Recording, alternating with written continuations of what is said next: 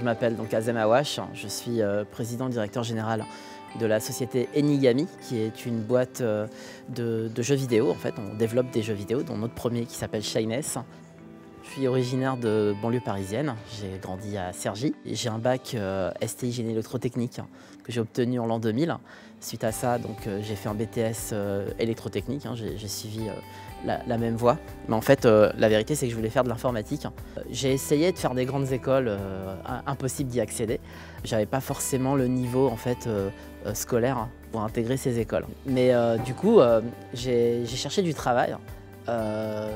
J'ai pas réussi à trouver ce que je voulais en fait, et donc j'ai eu une longue période de chômage qui m'a permis de m'initier à la création de jeux vidéo. Et puis un jour j'ai eu le déclic et je me suis dit il est temps que je reprenne mes études, et donc j'ai pris des cours du soir au CNAM, et ce qui m'a permis de décrocher un stage dans une petite boîte web où j'ai appris la programmation. C'est suite à ça que j'ai décroché mon premier CDI. Tout le temps libre que j'avais en fait pendant cette période-là, c'était du temps que j'investissais aussi pour créer mon propre projet de création d'entreprise et de jeux vidéo.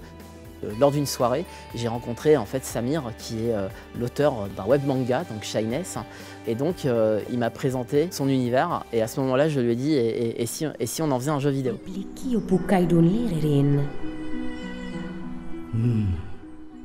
C'est très bien de vouloir se lancer, mais un, il faut des gens, et deux, il faut des fonds. On est en octobre 2012, je fais la rencontre d'un ancien d'Ankama, donc Ankama qui est une boîte juste en face en fait, qui a fait un très grand jeu qui s'appelle Dofus, et il nous dit les gars, vous avez vraiment du talent, moi ce que je vous propose c'est de vous aider, et en échange vous me laissez vous présenter la pleine image. Donc la pleine image, lui il connaissait très bien vu qu'il travaille en face. Alors, la pleine image, c'est une ancienne friche industrielle qui a été complètement réhabilitée et qui s'est donné vocation d'accueillir des entreprises dans le domaine des images numériques et des industries créatives. On accueille aujourd'hui plus d'une centaine d'entreprises sur le site, mais pas seulement. On accueille également 2 écoles, une école sur l'animation 2D et 3D, une autre école sur les arts numériques contemporains, un espace de recherche qui accueille des chercheurs lillois avec des outils technologiques de pointe, et un espace de coworking qui permet d'accueillir tout type de personnes, freelanceurs, porteurs de projets, entrepreneurs, qui viennent profiter de l'écosystème de la pleine image. Et là, ils nous ont fait visiter les locaux qu'on pourrait obtenir. Et c'est à ce moment-là que j'ai su tout de suite que c'était là que j'allais travailler, quoi. Par l'intermédiaire de la pleine image et de son écosystème, ça lui a permis de lancer sa campagne Kickstarter, qu'il a brillamment réussi. Ça lui a permis aussi d'aller chercher les financements de la région, des aides à la création d'entreprises. Ça lui a permis d'aller chercher le financement de Pictanovo, qui finance la production de films cinématographiques et de jeux vidéo et de films d'animation. Ça lui a permis également d'aller chercher le financement du CNC. Aujourd'hui, la pleine image m'a apporté effectivement des infrastructures, un accompagnement, mais ça m'a surtout apporté du réseau. Et en fait, le fait de rencontrer d'autres sociétés qui font la même chose que vous et qui ont du réseau, ça vous permet d'accéder aussi à leur réseau. Et finalement, on s'apporte tous du business, chacun notre tour. Et c'est généralement, ça se fait autour d'un café.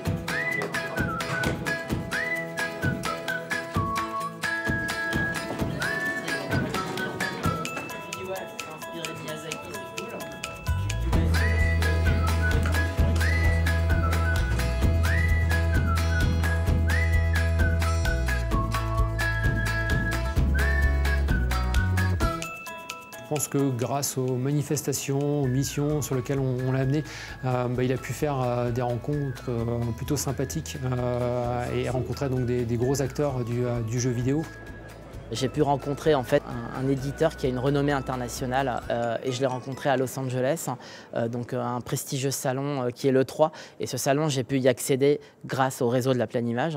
Donc du coup cet éditeur aujourd'hui nous accompagne pour un jeu qui sort sur PlayStation 4, Xbox One et PC. Donc c'est incroyable, c'est extraordinaire, et aujourd'hui notre jeu est attendu dans pas mal de territoires dont les États-Unis, la Chine, le Japon, l'Europe.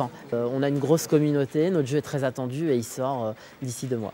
Enigami, c'est une quinzaine de personnes qui travaillent d'arrache-pied tous les jours.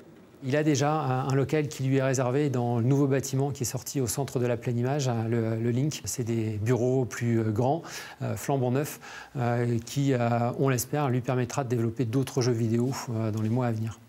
Aujourd'hui, concrètement, sans pleine image, je pense que je ne serais même pas là en train de vous parler. Ça m'a permis aussi de me forger une mentalité que j'aurais peut-être pas eue si je m'étais lancé tout seul. Ça m'a permis d'éviter des erreurs surtout. Des erreurs, j'en ai fait, mais j'en ai moins fait que si je m'étais lancé tout seul. Donc concrètement, être dans un incubateur, je pense pour une start-up, c'est quasi vital. Parce que c'est ce qui vous permet de vivre dans un écosystème qui n'existe pas si vous vous lancez tout seul. Être chef d'entreprise, pour ma part, c'est un métier qui est très difficile. Si ça s'arrête, il n'y a pas de pôle emploi, il n'y a rien, donc c'est un risque, forcément. Mais derrière, voilà, il faut y croire du début à la fin. Quand par exemple, vous avez un stagiaire de 3e qui vient chez vous pendant 5 jours et qui vous dit « vous avez changé ma vie », c'est quelque chose de tellement gratifiant que vous vous dites que forcément ce que vous faites, c'est ce qu'il faut faire. Donc il faut s'accrocher en fait à ces idéaux, il ne faut pas lâcher en fait, il y aura des échecs, il y en a tout le temps des échecs. Et justement les échecs sont importants pour mieux se relever et aller de l'avant.